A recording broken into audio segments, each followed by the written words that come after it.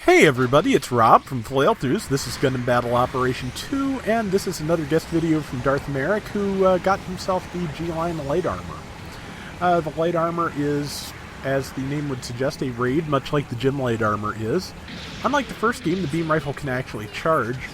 They didn't have a lot of raids in Battle Operation 1 with stun capability on their main weapons. They tended to want to restrict that to generals and supports. That was what they did in the name of game balance, but because of the fragility of raids against generals, the most played type of mobile suit, it made them largely unplayable by the end game, at least in my opinion. You had to be a melee genius with a good connection to make good use of a raid in the first game. Yeah, as you can see, the G-Line Light Armor has a heavy beam rifle. It has missiles, which I believe can probably be fired while boosting. Most missiles can, not all. But yeah, so a charging beam rifle. So it's got a good set of capabilities. I believe it also has both force injectors and maneuver armor. I could be mistaken, but let's see. Oh, somebody else got that kill. But yeah, it's, from what I've seen of it, it is a pretty solid, relatively high-cost mobile suit. So, let's see.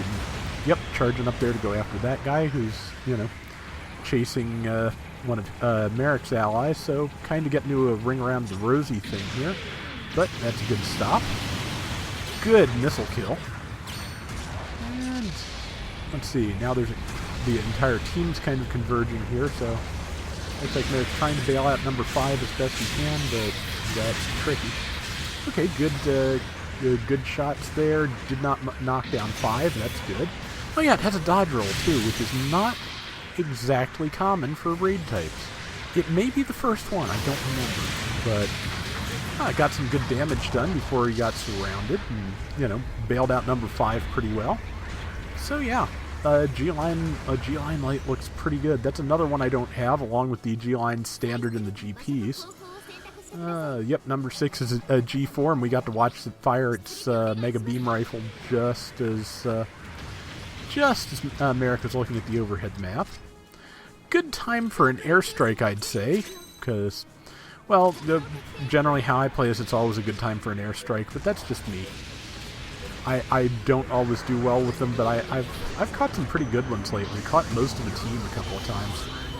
So I played some rounds. I actually caught up for the first time in forever with Salty Vaulty on his stream last Saturday. And if I kept one round out of that night, but I probably should have kept some more because there were some fun ones. We had a good time. I did fairly well. There was some good stuff, but yeah, I really should have. Good Vulcan kill there. I should have saved more than the one. The one I did save, though, you'll see tomorrow, because it was fun and I did pretty well. It is the best I've ever done with the mobile suit that I'm using in it. And just looking to see what's. Yep, there's I think that's a G5 Gundam, which just barely missed it. Somebody else is going to... Okay, no, somebody else isn't going to... Yeah, somebody else did finally get it, so... Merrick has overheated his rifle, so... It is time to find a new target. And there's a good target. Yep. No, not quite. I'm surprised. But basically, if that thing so much as blinks, Merrick will be able to finish it off with Vulcans. Like so. And his team's got a decent lead, 2,100 points. It's a killer 3 at this price range. And... 4 minutes left, so not bad. Yeah, I see it's fairly fast too. So yeah, I kind of want to get this when I can. Well, that's true of basically every mobile suit in the game. There's no mobile suit in this game I don't want, but this is one I can see myself doing pretty well with because it is a raid with all the skills that make generals my favorite thing to play. It has the charging beam rifle I like. It has dodge roll and all those things, and it has and the missiles besides. Yeah, this could be a lot of fun to use. And 3 minutes and 20 left. Yeah, good idea pulling back there. And that mobile suit's now vulnerable. We've got the kill out from under the Dom that was trying to follow up. I have a feeling they're trying to take C. maybe that pilot might be trying to go over and get D if they're still alive. I'm not sure. Nope. See, I was right. Okay. Good use of the missiles. He stayed out of the Dwudge's way so it could use its tomahawk and still got some damage in. Good strategy. And see, that is a G5 Gundam because it has a Gatling. Good timing on that rifle shot. Managed to interrupt its melee before it could do any significant damage. Somebody behind him though. Looks like it is a Gelgug. Hymo?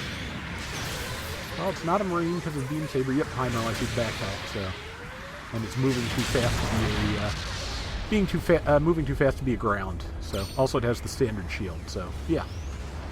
Yep, high mobility type. It's also about the only Gelgug you can get at this price range. That's not true. The early production goes this high, but the Hymo, I love the early production. The Hymo, because of its speed, I think is a half hair better. And I'd love to get the level 4 Gelgug because, man, that's... I just want all the Gelgugs at this point, basically, and I want Yuma Lightnings to get in the game, as I've said before. Also, Seema's Gelgug Marine would be nice. I'd like to see what they do with that. It would probably end up a General. I have a feeling they'd kind of swap places with it with the Gelgug Jaeger, which was the General with that type of machine gun, whereas the Seema was the support in the first game. But we'll see. Like, if you were going to take the beam machine gun things from 0080 and 0083 and make a set of them, yeah, I'd have the Seema be the General and the Gerber Tetra be the Raid. The Jaeger and the Tetra were both Generals in Battle Operation 1. But 58 seconds left. They've got a decent lead, not a great one. That Camphor has type advantage on Merrick, so it's something to watch out for, but somebody else seems to be tackling it, so good idea to get up in front of the enemy team here and see if he can do some damage. Let's see, I think that's a Mad Rock there. If he can get in on that, that's a great target. It's just a matter, can you get in on that and not die?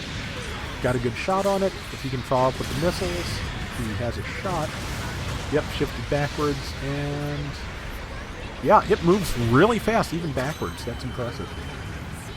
And let's see, I'm pretty sure they've changed how mobile suits move in this one, or at least how they formulate movement speeds. Because it used to be that in the first game, all raids moved faster sideways, all then backwards. All supports move faster backwards than sideways, and then I believe generals were slightly different. But it's been a long time. But yeah, that was a really good round, and yeah, it has a lot of good skills. It is definitely worth using if you can get it. And let's see. Yep, top score from Eric, 3,200. Very nice. Lost one of his teammates there, the one who got the other two scores. 5 kills, 2 deaths. Not bad at all. So that is going to do it for today's Gundam Battle Operation 2. We'll be back soon with more. So till next time, everybody take care and have fun. Later! The last G-Line we're missing from Battle Operation 1, as I recall, is the G-Line Assault Armor. That was the support version. Hopefully we'll get all the G-Lines. Also, I believe there should be just a basic G-Line with no armor whatsoever, but don't know if we'll ever see that.